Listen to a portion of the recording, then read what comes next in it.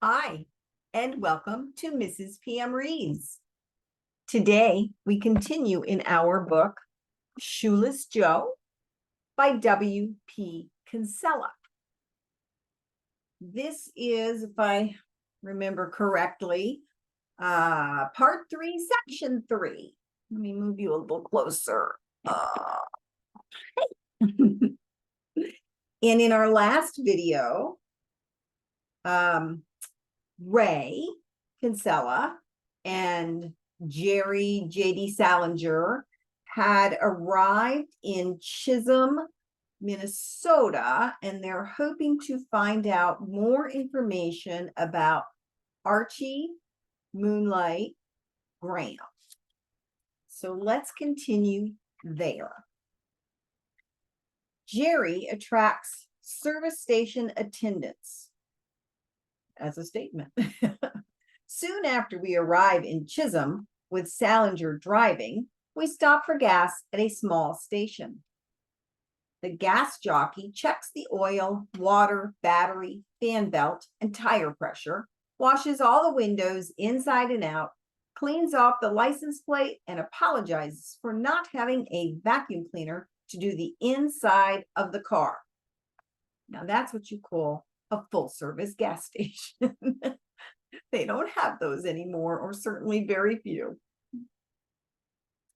He is slim and dark, with neatly trimmed hair and a quizzical smile. He has heavy black eyebrows that look as if they might have been blackened for a theatrical performance. One ear, the right, sticks out as though he is cupping it forward to hear an important whisper. His face is smooth as a child's, though he could be anywhere from 16 to 30. He assumes Jerry to be the car's owner and talks about the car with him. Jerry mouths the usual about it being a good car, getting 40 miles a gallon, and still having its original brakes at 105,000 miles. The boy wrings Jerry's hand, thanks him profusely for his business, refuses a tip, and sprints off to service a van with a red and black rodeo scene glazed on its silver sides. The station owner lumbers by, carrying an extra 100 pounds above his belt and wearing a dirty sky blue shirt with a faded Arco crest on it. First day on the job, he apologizes, nodding after the running boy. Just appeared on my doorstep yesterday, like he knew I needed help. Didn't know the first thing about cars, but he's sure learned fast. He's a go-getter, but he'll get over it soon. Everyone does. In the quiet of the motel room, subdued by the thought of actually being there, the realization that we have to venture out and contact real people, ask intelligent questions, we sit silently on opposite sides of the bed, like Rodin's statue seen in a mirror. Neither of us wants to start a job that could be like digging with a pick into a wall of rock. What are we suffering from? Post-fantasy depression?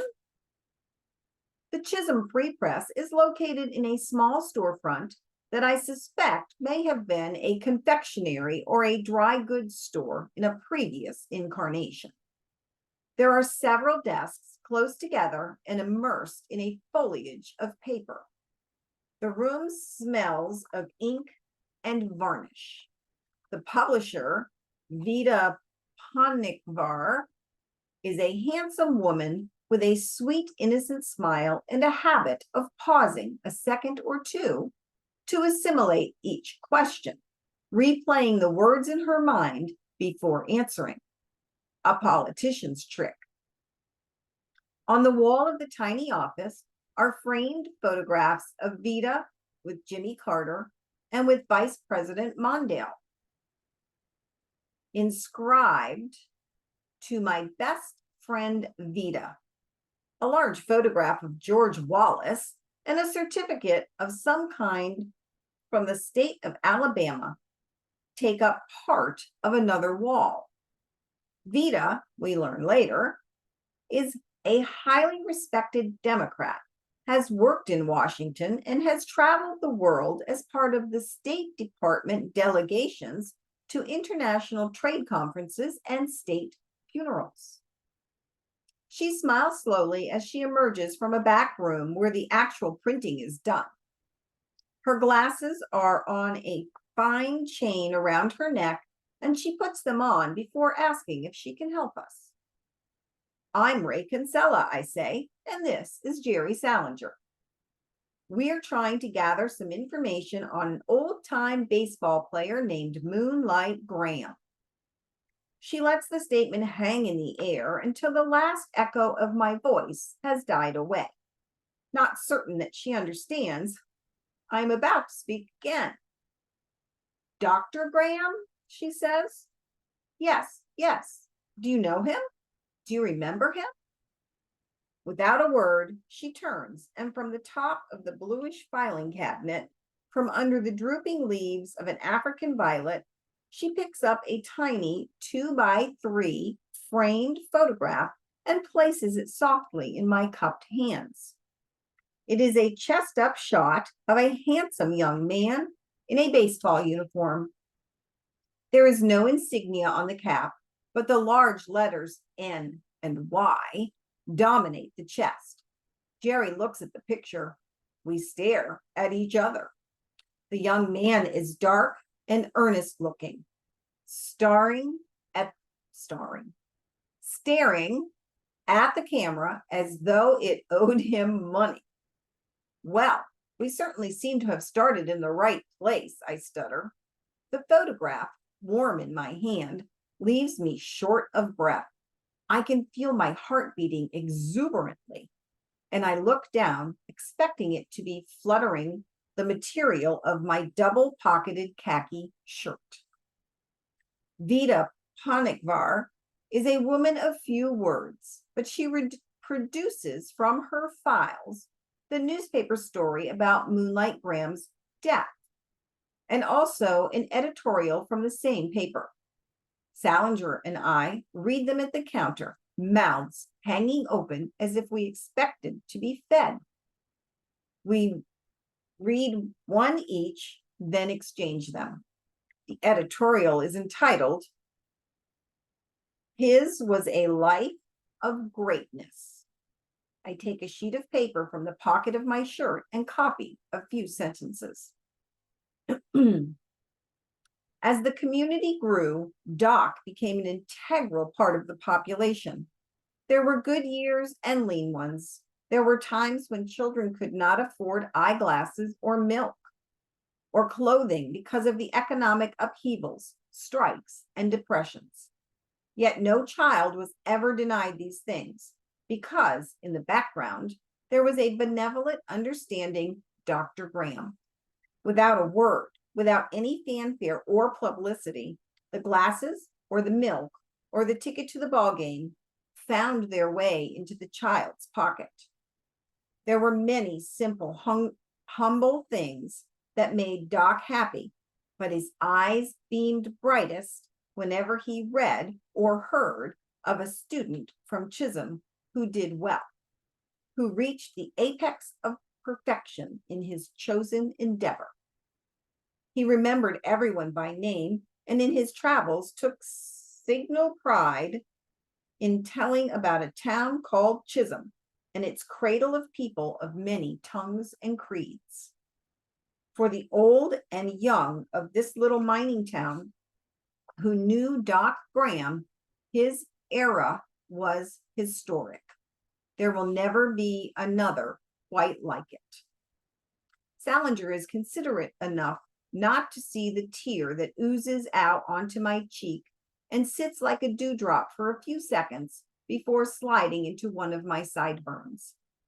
I'm satisfied with my notes, but Salinger asks for and receives photocopies of the obituary and the editorial. Along with these, Vida Panikvar gives us the names of a few people who knew Doc Graham well. As we leave, Salinger clutches the newspaper articles sternly, like Bibles.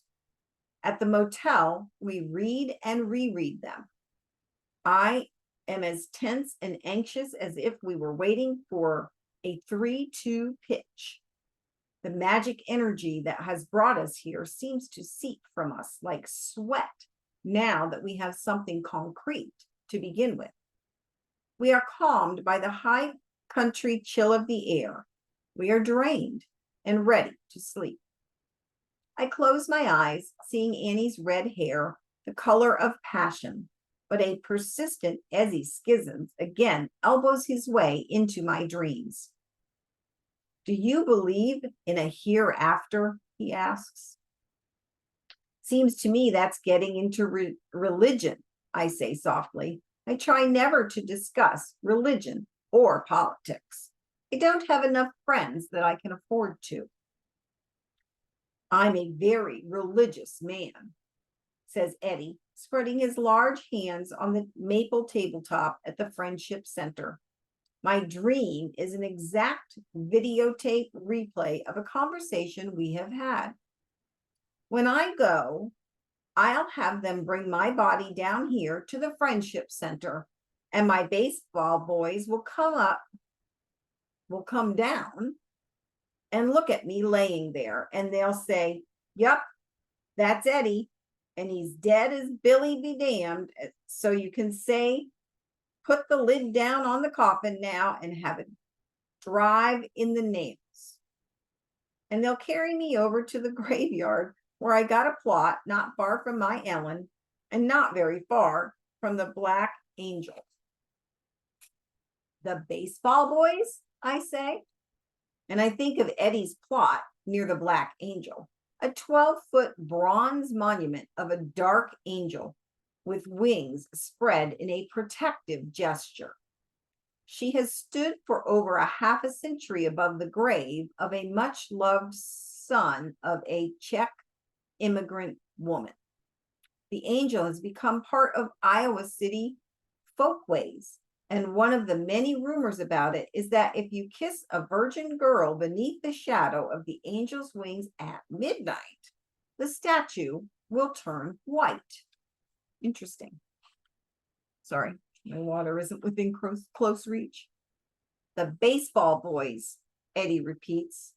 Kept in touch with my teammates over the years I have. They're all gone now. But their sons are around. We exchange cards at Christmas. And he smiles and shakes his head up and down as if stirring memories up from the darkness. I asked some of them, one of Heine Zimmerman's boys and Wildfire Schulte, why one of his grandsons was here to see me not 3 years ago. Lives in Chicago and has a season's ticket to the Cubs. Took me there for a 3-game series against St. Louis, and I slept in his guest room. A very successful boy he is. And King Cole, he come from out around Toledo, Ohio. His son's going to be one of my pallbearers. They all are. They're my baseball boys, and they like to hear about the old days and about their daddies and their granddaddies.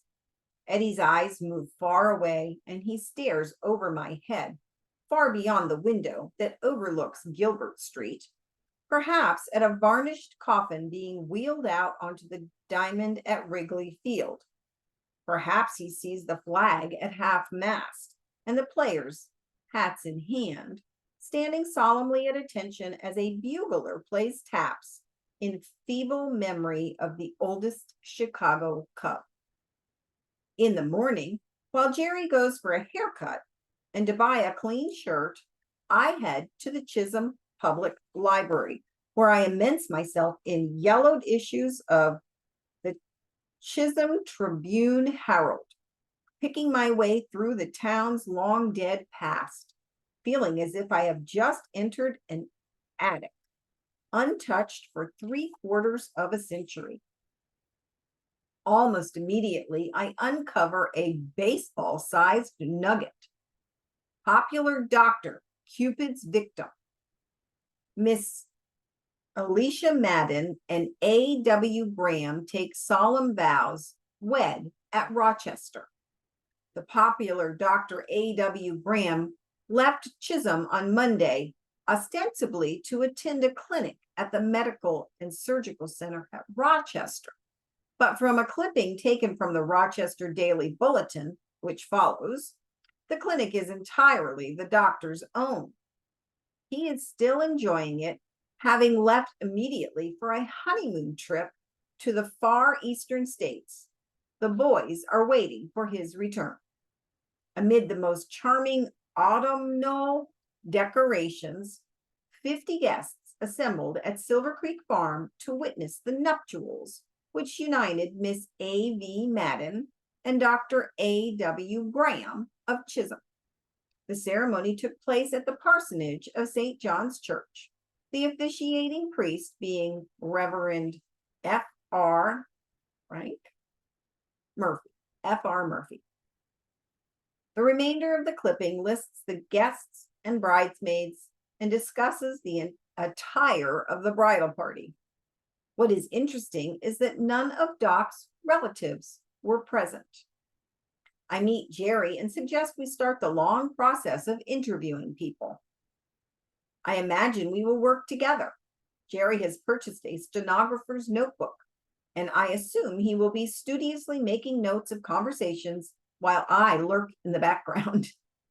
I work alone, says Jerry, holding the closed notebook against his chest. You sound like a detective in a 1947 B movie, I say, trying not to appear offended. I have my own assignment to complete. Remember, I'm the only one who knows how to do it. Jerry walks away, his shoulders slightly stooped, and I am left alone in the middle of Lake Street, the main street of Chisholm, Minnesota. People are friendly and eager to talk about Doc Graham, but a pattern soon develops. Oh, I don't know much about him, they say, but you should talk to so-and-so. I consciously write down the name of so-and-so. The scenario is repeated several times until the names of the first people I talk to start reappearing at the top of the list. After I discover this, I press each person for a memory of Doc. Do you remember anything special or funny or wonderful or awful? I ask again and again, and much to my surprise, I come to life more with each interview, become happy as a boy selling magazine subscriptions to long-suffering neighbors. At the motel, we compare notes on what we have found, but Jerry is careful not to let me see what he has written in the notebook. I read Jerry the most interesting quotes I have gathered. He never misses a baseball or a football game. My daughter was a pretty hefty girl. Doc took a look at her sitting in her slip on the wooden chair in his office and said, "Too bad she's a girl. She'd make a great tackle for the football team." Doc was the kind of man who could get away with saying something like that. Why, if anybody else had said that, we'd have both been really offended. We all went to a tournament in Minneapolis once. Doc found out some of us didn't have a place to stay, so he sneaked us into his room until there were 11 or 12 of us.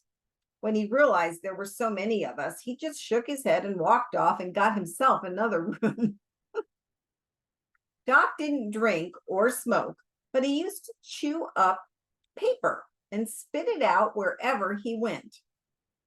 If you were around Doc very long, you learned to duck. Doc was at a convention in Chicago, and I guess they gave out sample cigarette packages. He didn't approve of my smoking, but he sent me the sample anyway, just addressed it to my name with North Side of Town for an address. What are you guys doing here anyway? It's just like you got shovels and are digging Doc Graham up. Alicia Madden was teaching school here when she met Doc. When I was a little girl, she was my teacher. We just held our breath when she walked into the room. She was so beautiful. We used to call her Miss Flower. I don't know if she knew that or not.